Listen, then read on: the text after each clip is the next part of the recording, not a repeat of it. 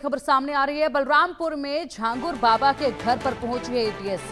झांगुर बाबा को उसके घर लेकर पहुंची है एटीएस और यहां पर घर लेकर जब पहुंचा गया है तो तमाम दस्तावेज खंगाले जाएंगे, छानबीन की जाएगी और सवाल भी पूछे जाएंगे। लेकिन फिलहाल यहां पर झांगुर बाबा को उसके घर पर लेकर जब एटीएस पहुंची है तो इसके पीछे क्या मकसद है, क्या ऐसी जानकारियां दी गई हैं जिसके चलते यहां पर एटीएस को झांगुर बाबा को उसके घर पर ले जाना पड़ा है।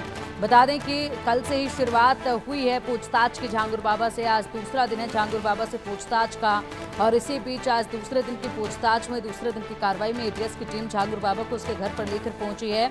यहाँ से क्या कुछ हासिल होता है, क्योंकि बड़े खुलासे होंगे, सबकी निगाहें इस पूरे मामले पर टिकी हुई है। एक बड़ा नेटवर्क था, जिस तरीके से धर्मांतरण का ये नेटवर्क चलाया गया है, लंबे समय से ये नेटवर्क चलता रहा है और इसी के साथ यहाँ पर तार इसके दूर दराज तक जुड़े हुए हैं। लगातार इसमें छानबीन जारी है, बड़े खुलासे होने का इंतजार है। झांगुर बाबा धर्मांतरण का मास्टरमाइंड है। आलीशान महल में रहा करता था जिसे सीएम योगी की सरकारी बुलडोजरों ने जमींदोज कर दिया है। अब आलीशान कोठी से खंडर बने इस जगह पर पुलिस का पहरा है। एटीएस के रिमांड में बाबा ने कई राज उगले हैं और कुछ धर्मांतरण के दस्तावेज इसी धर्मांतरण के काले किले में कैद हैं। बलरामपुर से अभिषेक की ये रिपोर्ट देखिए।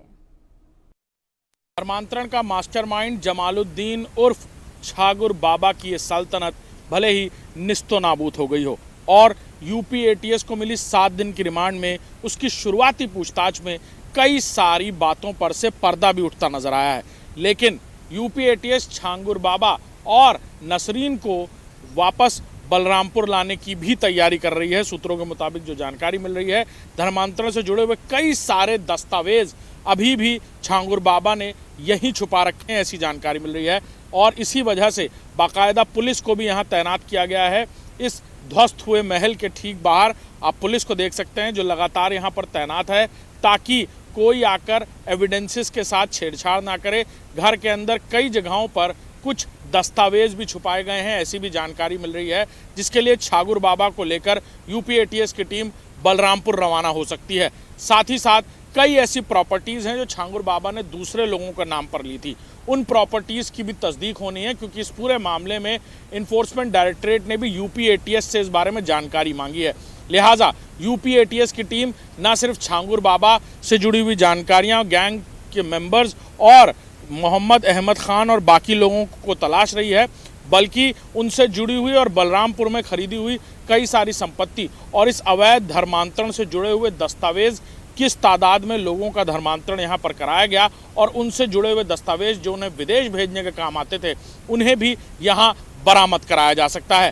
कैमरामैन दीपक के साथ अभिषेक सिंह, इंडिया न्यूज़, बलरामपुर। धर्मांतरण की काली कमाई से बनाए गए आलीशान महल को, यानी जमालुद्दीन उर्फ झांगुर बाबा जो धर्मांतरण का मास्टरमाइंड और बलरामपुर के पूरे इलाके की डेमोग्राफी ही बदलना चाहता था, यानी यहाँ इस्लाम धर्म कबुलवा कर लोगों को पूरी तरह से शरिया कानून और साथ ही साथ पूरी तरह इस्लामिक स्टेट बनाने की तैयारी में जुटा हुआ था, उसके इस आलीशान महल को तो पूरी तरह ध्वस्त कर मिट्टी में मिला दिया गया है। लेकिन बड़ी जानकारी ये कि इस महल के अंदर ही कुछ ऐसे दस्तावेज हैं और कुछ ऐसे भी एविडेंसेस हैं जिसे पुलिस सीधे तौर पर सुरक्षित रखना चाह रही है और यहाँ पर बाहर बाकायदा पुलिस के अधिकारियों को ड्यूटी पर भी लगाया गया है और यूपी एटीएस की टीम झांगुर बाबा को लेकर यहीं पर इस घर पर भी आ सकती है, बाकायदा उन दस्तावेजों को खंगालने के लिए। घर के अंदर ही कई सारे ऐसे राज हैं जो अभी भी छुपे हुए हैं और इन एविडेंसेस से छेड़छाड़ ना हो, इसलिए बाकायदा यहाँ पुलिस को भी तैनात किया गया है। झांगुर बाबा ने बड़ी तादाद में धर्मांतरण का ये रैकेट लंबे समय तक चलाया, कई सारे लोगों को, कई मासूम हिंदू बच्चियों को भी विदेश भेजा और यही वजह है कि उनसे जुड़े हुए दस्तावेज यानी धर्मांतरण के दस्तावेज झांगुर बाबा ने इसी घर में कहीं छुपाए हैं और शायद यही वजह है कि इसको लेकर बाकायदा पूरी तरह सुरक्षित रखने के लिए पुलिस भी यहाँ पर मौजूद है और यूपी एटीएस की टीम झांगुर बाबा को लेकर यहाँ आ सकती है, जो खुद तस्दीक कराएगा कि ये एविडेंसेस कहाँ पर रखे हैं।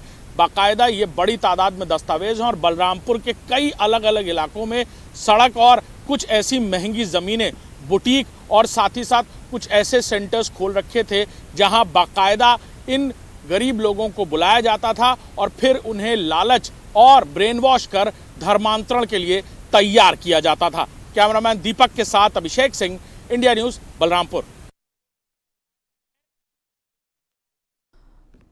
तो लगातार यहाँ पर ये बुलडोजर की कार्रवाई देखी गई और पूरी तरीके से इस किले को ढहा दिया गया है और इसी के साथ बड़े सबूत हाथ लगे हैं और अब एक के बाद एक तमाम जो परतें इस मामले से हैं के जरिए वो खुलनी शुरू हो चुकी हैं, जिसके बाद अब बड़े खुलासे होने की उम्मीद जताई जा रही है क्योंकि कल से ही झांगुर बाबा से पूछताछ शुरू हो चुकी है और ऐसे में एक के बाद एक बड़े खुलासे होंगे। कई लोग ऐसे हैं जिनके नाम इसमें अभी सामने आने बाकी हैं, उन पर भी कार्रवाई होगी। पूरे इस नेटवर्क में जितने भी लोग शामिल हैं, हर एक इंसान पर यहाँ पर सख्ती के साथ कार्रवाई की जाएगी। ये आदेश खुद मुख्यमंत्री योगी आदित्यनाथ ने दिए हैं क्योंकि ये नेटवर्क बेहद खतरनाक था और ऐसे में कई लोगों की जिंदगियां तबाह की जा चुकी हैं इस नेटवर्क के द्वारा। और इसी किले में ये जो तस्वीरें आप देख पा रहे हैं, हमारे सहयोगी अभिषेक ने यहाँ पर विस्तार से पूरी जानकारी दी। ये